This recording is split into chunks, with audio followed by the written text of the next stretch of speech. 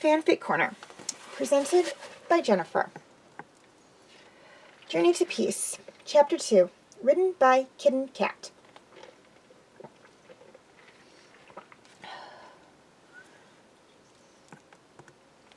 Okay, before we get started, I'd just like to say one thing, and that is if you have not yet seen my first video for Journey to Peace, Chapter 1, I suggest you go and view that, as this is a continuation of that story.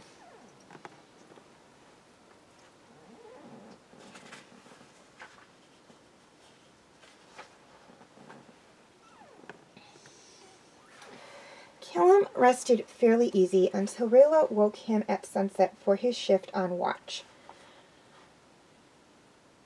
"Wake me no later than midnight, or sooner if you start feeling tired," she instructed, and then, after thrusting his jacket at him, she curled up with Zim and dozed off. He watched the stars rise over Zadia, then his gaze wandered to the moon. It was still waning, though probably only a day or two away before the new moon. It really did show just how little time had passed since King Harrow's death, since he met Rayla. He let out a nearly silent breath. So little time, yet it felt like a lifetime ago that he had been training to sword fight with Soren and chasing after Claudia like a lost puppy. He almost laughed aloud to himself as he remembered even the last time he saw the older girl. He'd still been chasing after her, but then she had stabbed him in the back. Figuratively, that is. He cracked a smile. It had killed him to realize that his two oldest friends had only sought him and Ezrin out for their own gain. But it had also been a wake-up call. A wake-up call to what the universe had dumped in front of him. He did chuckle quietly to himself now. Not even a month ago, Rayla had been chasing him through the castle, ready to kill both him and Ezra. Though maybe ready was a strong word. Now look at where they were. He really didn't want the journey to end. Not because of the fact that Zim would be home, or that a chance for peace would be greater than ever.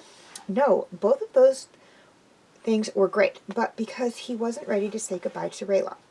He knew, he had known since day one, that at some point they'd go their separate ways. She'd probably return to Zadia, and he'd go back to Katalis, and that would be that. Now he knew that what would happen. He had to go back. He had to be there to support Ezrin. But Rayla? Even if they did achieve peace, surely she would rather stay in Zadia. Go home to any friends or family she might have. He felt the ghost of a smile on his lips. He still wanted to see Zadia, as much of it as he could. Maybe once things were settled, maybe once things were stable, he could. Maybe Rayla would agree to travel with him and teach him about the different historical sites and landmarks. He sure hoped that she would. Maybe she'd come back with him to Katalis at first. And then, once things were settled there, they could come back here to Zadia and truly explore it. Together. Just the two of them.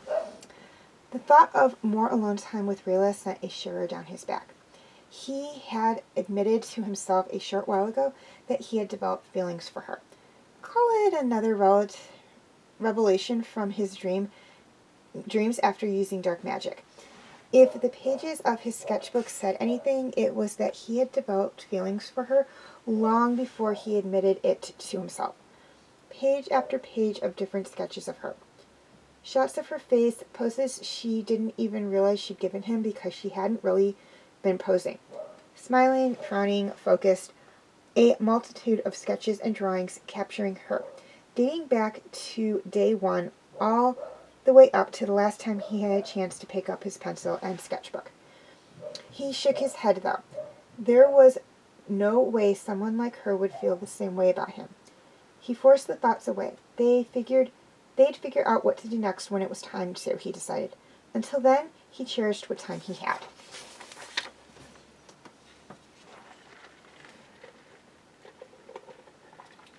What should have been no more than 2 days took 4 between Rayla insisting they stopped early, which Callum worried by now had Callum worried by now, and the fact that he was dragging his feet.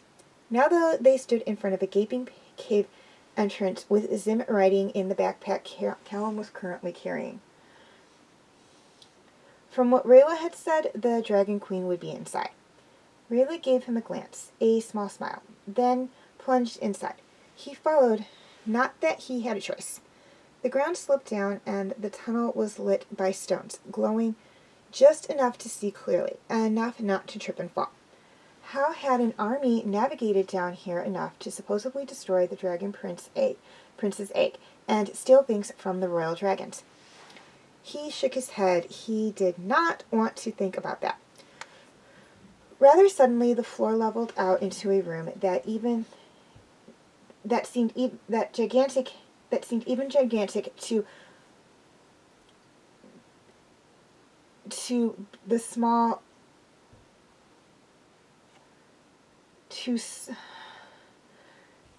small to describe it. Anyways, above them, Callum could clearly see the sky, the sun beating down on them. The roof was pretty much non-existent. In the middle of the room was a giant golden dragon. The dragon's scales were smooth, flowing almost seamlessly from one scale to the next, streaked with highlights of various blues. Two slender golden horns extended from her head, one on each side. Sky blue eyes focused on the two of them as they entered. Rayla bowed instantly, and he followed hurriedly. Your Majesty, my name is Rayla. I was one of the assassins sent to kill King Harrow and Prince Ezran of Katalis. Rayla introduced herself, though by the wise and knowing glint Callum could see in the dragon's eyes, she already knew that. The dragon let out a soft rumble, as if to tell Rayla to go on. This is Prince Callum of Katalis, a good friend of mine and an ally of peace. The night we attacked the castle, I had been ordered not to go with them, but I disobeyed my leader and attacked. I found Callum and almost killed him. I would have, had King Ezra not shown up and showed me something far greater than vengeance. The egg of the Dragon Prince lived. She paused, and when the Dragon Queen nodded slightly, she swept on. Ezra and Callum and I set out on a quest together to bring the egg back here to you in the name of peace between Zadia and the human kingdoms. We encountered many challenges, and King Ezra returned about a week ago to claim his throne in Katalis. But we're here now. The Dragon Queen gave a nod and gazed thoughtfully before letting out a soft rumble. Somehow, Callum thought he could understand what she was saying. My son, where is he? Her voice was soft and gentle. Callum pulled the backpack off and opened the flap. Zim hopped out and, out of curiosity or instinct, Callum would never know, bounded towards his mother.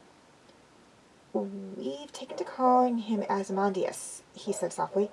She nuzzled her son before looking up. You two and Ezran are heroes of Zadia. I will stand with you in your fight for peace, she rumbled softly.